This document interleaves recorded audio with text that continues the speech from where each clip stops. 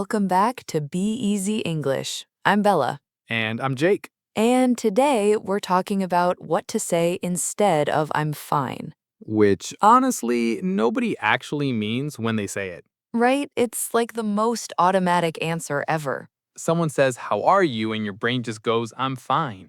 even when you're very much not fine. Even when you're running on 2 hours of sleep and cold coffee. Story of my life. Speaking of coffee, I spilled mine this morning again. Again? Third time this week. I think my hands just don't want me to have nice things. That's a skill, honestly. A very bad one. Anyway, before we get into it, if you're new here, welcome, friends. Hit that subscribe button. We post a new episode every single day. Every single day. We're serious about that. And hey, we want to say something for a second. This channel is still pretty new. We're building something here, one episode at a time. And the fact that you're here, watching, learning, that genuinely means a lot to us. We believe that learning English shouldn't feel like a punishment. It should feel like a conversation with friends. That's exactly what we're trying to build, so thank you for being part of it. Okay, now today's episode. Yes, so I'm fine. The phrase that tells everyone nothing. It's not wrong exactly, it's just, it says so little. And in real conversations, you want to sound natural, connected. Not like a robot answering a form. Exactly. So we've got 5 phrases for you today. Real phrases, ones you'll actually hear native speakers use. Phrases that sound warm or honest or casual depending on the moment. And we'll show you exactly when to use each one. Okay, but before we get into the lesson, can I tell you something that happened yesterday? Please. So I took my dog for a walk, totally normal, except I got completely lost. You got lost in your own neighborhood? In my own neighborhood. I have lived there for 3 years. How? I have absolutely no idea, but I was out there for like 40 minutes. And when you finally got home, what did you say? My roommate asked how was the walk, and I said, fine. Fine. Fine, after 40 minutes of being lost with a confused dog. And what did your roommate say? He said cool and went back to his phone. So, fine communicated nothing. Nothing. If I had said something more natural, more real, he might have actually asked a follow-up. He might have laughed. He might have said, wait, how? Right? That's a real conversation. Fine just ends it. And that's exactly what we're going to fix today. Yeah, I'm fine is a conversation stopper. The phrases we're teaching you today, they're conversation starters. Big difference. Okay, wait. Did you notice what just happened there? What do you mean? You said I'm fine ends a conversation. I said big difference. Oh, yeah, we just kind of demonstrated the whole point. Exactly. When you say I'm fine, people just move on. But the moment you say something more real, even something small, people lean in. And that's today's topic. 5 natural replacements for I'm fine. And if you've been using I'm fine for every single situation, you are not alone. Honestly, even native speakers fall into this habit. It's automatic. Someone asks, you answer without thinking. But here's the thing. When you have more options, you can choose the right one. And that's what fluency actually feels like. Okay, first 2 phrases. Let's go. Phrase number 1. Not bad, actually. Ooh, I love this one. So, not bad, actually, is perfect when things are going okay. Maybe not amazing. But genuinely okay. Right, like you had an average day. Nothing went wrong. So instead of I'm fine, you say not bad actually. The word actually does a lot of work there. Curious, what do you mean, what does actually do? Actually sounds like a small surprise, like you almost expected it to be worse. Oh, so it's a little honest, a little humble. Exactly. Not bad, actually, says things are fine, maybe even better than I expected. Example? Someone asks, how was the meeting? Not bad, actually. It was shorter than I thought. See, now I want to ask more. What was the meeting about? Right. Conversation started. Compare that to I'm fine. Dead end. Not bad, actually. Open door. Got it. Okay, phrase 2. Phrase 2. I'm hanging in there. That one feels a bit heavier. It is, a little. Hanging in there means things are hard, but I'm managing. Wait, hanging in there, like hanging from something. Kind of, yeah. Imagine holding on to a rope. You haven't fallen, but it's not easy. Ah, so it's honest about struggle, but not dramatic. Exactly. It's not I'm terrible, it's tough, but I'm okay. When would you use this? Big week at work, didn't sleep well, missing home. Not a crisis, just a heavy few days. So someone asks, "How are you doing?" and you say, I'm hanging in there. And most people will immediately say, oh, what's going on? because it's honest and people respond to honesty. I used this phrase a lot when I was learning English, actually. Really? Yeah, those years were hard. New language, new culture, missing my sister back home. That sounds really tough. It was, and saying I'm fine felt like lying. Hanging in there felt true. That's actually really powerful. So, mini recap before we move on. Not bad, actually. Things are genuinely okay, maybe even a little better than expected. I'm hanging in there. Things are hard, but you're managing. Use the first when you're doing well, use the second when you're in a tough stretch. Don't mix them up. Unless you want to confuse everyone. Okay, freeze 3. This one's my personal favorite. Let's hear it. Can't complain. Oh, that is a good one. Can't complain means life is good. I have no real problems right now. But the funny thing is, you're technically saying you could complain.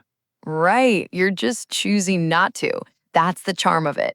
It sounds very relaxed, very chill. Like someone asks, how's work? Can't complain. Busy, but it's good. And it opens the door to talk more if you want. Exactly. Or you can leave it there and it still feels natural. When would you not use can't complain?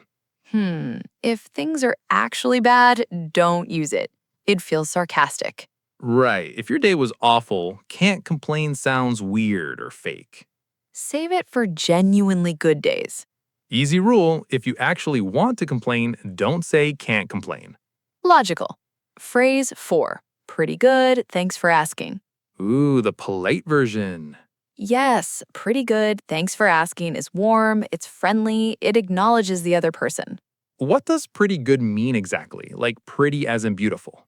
No, in this case, pretty means quite or fairly. So pretty good means fairly good, moderately good. Exactly. Not amazing, not just okay. Somewhere in the middle, leaning positive. And thanks for asking, that's the key part, right? Thanks for asking shows that you notice the other person cares. It's warm. It makes the conversation feel like a real human exchange. Not just a formality. Okay, so if I said, "How are you doing? Pretty good, thanks for asking," is that right? You drop the how are you doing? That's the question. You just answer, pretty good, thanks for asking. Right, of course, I knew that. Sure you did. Let's go. Phrase 5. Phrase 5, living the dream. Okay, this one is sarcastic, right? It can be, and that's what makes it tricky. So, living the dream, what does it literally mean? Literally, it means your life is perfect, like a dream come true. But in real conversation, when someone uses it casually, it's usually ironic. If your coffee exploded on your shirt and you say, "living the dream," that's sarcasm. But if things are genuinely wonderful, a promotion, a great holiday, you can mean it sincerely. The key is your tone. Flat, tired tone, sarcasm. Bright, upbeat tone, sincere. So this one needs context. Use it carefully, but it's very natural and very common. I say this one a lot when my dog wakes me up at 5 a.m. and I've barely slept. Living the dream. Living the actual dream every day. Okay, common mistakes time, because there are a few traps with these phrases. Let's hear them. Mistake 1, saying I'm hanging in there when things are totally fine. Because that would make people worry about you. Right, if your day was great and you say I'm hanging in there, people think something's wrong. Match the phrase to your actual situation. Mistake 2, using can't complain sarcastically. It doesn't work that way. Can't complain is always genuine. It doesn't have a sarcastic version. I made this mistake when I was learning. I'd say can't complain with a sigh. And people got confused? Very confused. The phrase is baked in as positive. You can't flip it. The fun part about language, little things change everything.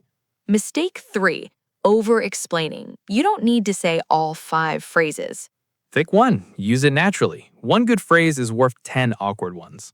And the last mistake, saying I'm fine out of habit even after today. Guilty in advance. We all are. It takes practice. That's completely normal. Okay, we've gone through a lot today, but I actually want to test something. Yeah? I want to see if these phrases actually stuck for you and for everyone watching. Ooh, a little quiz? A little quiz, let's do it.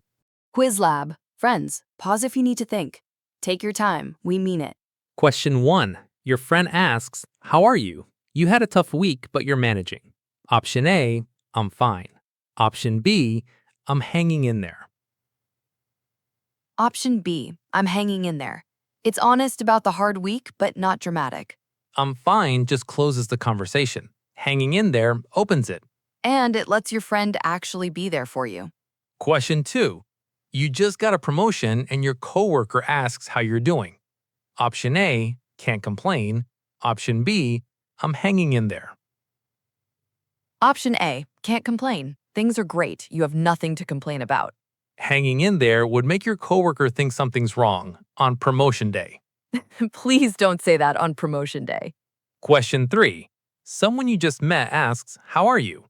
You want to be polite and warm. Option A, "Not bad actually." Option B, "Pretty good. Thanks for asking." Honestly, both work. But pretty good, thanks for asking, is warmer with a new person. Thanks for asking shows you noticed them. Really nice in a first meeting. Not bad actually is great too, just a tiny bit more casual. Good instinct if you picked either one. Last one. Question 4. Your alarm went off an hour early, you burned your toast, and you're late. Your friend texts, "Morning, how are you?" Option A, "I'm fine." Option B, "Living the dream." Option B, living the dream. Sarcastic, but fun. Your friend will laugh. And probably ask what happened. And now you have a story to tell. "I'm fine," just silence back. You all did great with that. Seriously, if you got even 2 out of 4, that's real progress.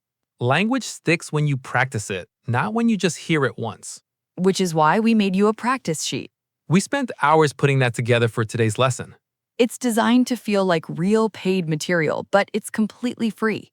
You'll find fill in the sentences, example conversations, and a little quiz just like this one. All in the description below.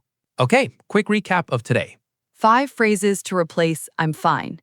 Not bad, actually. Things are genuinely okay, maybe even better than expected. I'm hanging in there. It's hard, but I'm managing. Can't complain. Life is good. Nothing to complain about. Pretty good, thanks for asking. Warm, friendly, great with new people. And living the dream. Sarcastic or sincere, depending on your tone. The big rule, match the phrase to your actual situation. And if you catch yourself saying, "I'm fine today," swap it out. Just try one. Even one swap counts. That's how habits change. If this episode helped you, drop a comment. Tell us which phrase you'll use first. We read every comment, every one. Like the video, share it with someone learning English. And subscribe because we're here every single day. Every day, no days off. Warm, free practice sheet in the description. Go test yourself. We'll see you in the next conversation.